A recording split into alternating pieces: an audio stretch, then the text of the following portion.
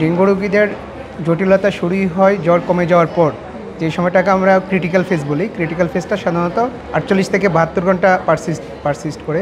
ওই সময়টাতে বিভিন্ন রকমের জটিলতা হতে পারে। দুই ধরনের জটিলতাভাবে যদি আমি ব্যাখ্যা করি, একটা হচ্ছে যে রুগীর প্রেশার কমে যাওয়া, প্লাজমা লিকেজ হয়ে রুগীর প্রেশার কমে যাওয়া, এটা এক ধরনের।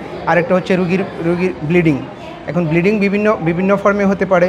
কারোর বমির সাথে রক্ত যেতে পারে, কারোর পায়খানার সাথে রক্ত যেতে পারে, মহিলাদের মাসিকের সাথে রক্ত যেতে পারে, আরও বিভিন্ন ফর্মে হতে পারে। কারোর স্ট্রোক হতে পারে, বিভিন্ন ফর্মে হচ্ছে যে রক্ত যেতে পারে। এছাড়াও আরও অন্যান্য উপসর্গনীয় রোগীরা আসে, যেমন কারোর লিভার ফেলিউর, কারোর হচ্ছে যে নার্ভ ইনজুরি, ব্রেন ইনজুরি, এসব নিয়েও হচ্ছে যেগুলি রেয়ার, যদিও rare, renal failure, heart failure বা হার্টে প্রবলেম হয়, এগুলি কিছু রেয়ার কমপ্লিকেশান নিয়েও রোগীরা আমাদের কাছে এসে থাকে। হ্যাঁ, আমাদের গত বছর বা হচ্ছে যে রিসেন্ট ইয়ারগুলি থেকে ডেঙ্গুর যে প্রেজেন্টেশন, এটা এবছর ভিন্ন না, একই রকম।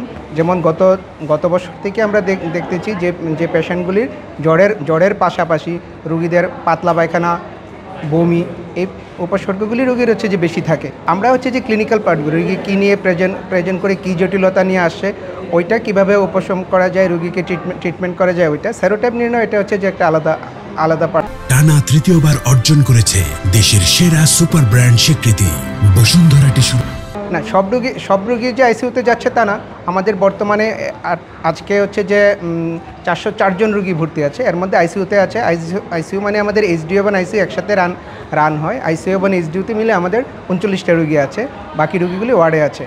একই রোগী হচ্ছে যে আবার আসার সম্ভাবনা নাই। আমাদের এখানে যখন রোগীগুলি আসে, আমরা তো ওই যে একটু আগে বললাম আমরা যে ক্রিটিক্যাল ফেজে আমাদের এখানে ভর্তি হয়।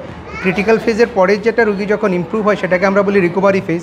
রোগী যখন রিকভারি ফেজে যাবে, রোগীর খাবারের রুচি বাড়া, জ্বর কমে যাওয়া, একটু স্বাস্থ্য ভালো হওয়া, ভালো লাগা এবং অন্যান্য যে উপসর্গগুলি ইমপ্রুভ হলে আমরা রোগীকে এবং ব্লাড রিপোর্ট দেখে আমরা রোগীকে ছাড়ি। সাধারণত ছুটির পরে রোগীর জটিলতা হওয়ার সম্ভাবনা কম থাকে। যেহেতু ডেঙ্গু একটা মশাবাহিত রোগ, চিকেনগুনিয়া একটা মশাবাহিত রোগ, যেহেতু আমাদের মশার প্রাদুর্ভাবই একটু হচ্ছে যে এখন বেশি হচ্ছে, ডেঙ্গু যেমন বাড়ছে, আমরা 17 সালের পর এই বছরই চিকেনগুনিয়ার প্রাদুর্ভাবটা আবার হচ্ছে যে বেশি পাচ্ছি। পেশেন্ট ভর্তি হওয়ার পরে রিকভারি সাধারণত 4 থেকে 5 দিনের মধ্যেই রোগীরা হচ্ছে যে রিকভারি হয়ে যায়। সাধারণত ডাবল ইনফেকশান হওয়ার সম্ভাবনা হচ্ছে যে খুবই কম। সাধারণত যার ডেঙ্গু তার ডেঙ্গুই হচ্ছে, যার চিকেনগুনিয়া তার চিকেনগুনিয়াই হচ্ছে। চিকেনগুনিয়া রোগীদের ট্রিটমেন্ট একটু ভিন্ন। ডেঙ্গুর যেমন হচ্ছে জটিলতা হওয়ার যত সম্ভাবনা থাকে, ওদের জটিলতা খুবই কম। তবে ওদের আর্থ্রাইটিসটা, একটু জয়েন্ট পেইনটা ওদের বেশি থাকে। ওই জয়েন্ট পেইনগুলি ওদের যাইতে একটু সময় বেশি লাগে। কিন্তু যার মাধ্যমে রোগটা ছড়াচ্ছে মশা নিয়ন্ত্রণ, তো এটা অন্য ডিপার্টমেন্টের কাজ। জনসাধারণের সচেতনতা দরকার এবং সিটি কর্পোরেশন বা যেসব সংস্থা এর সাথে সংশ্লিষ্ট, ওনারা আরও সচেষ্ট হলে ডেঙ্গু রোগী কমার সম্ভাবনা আছে।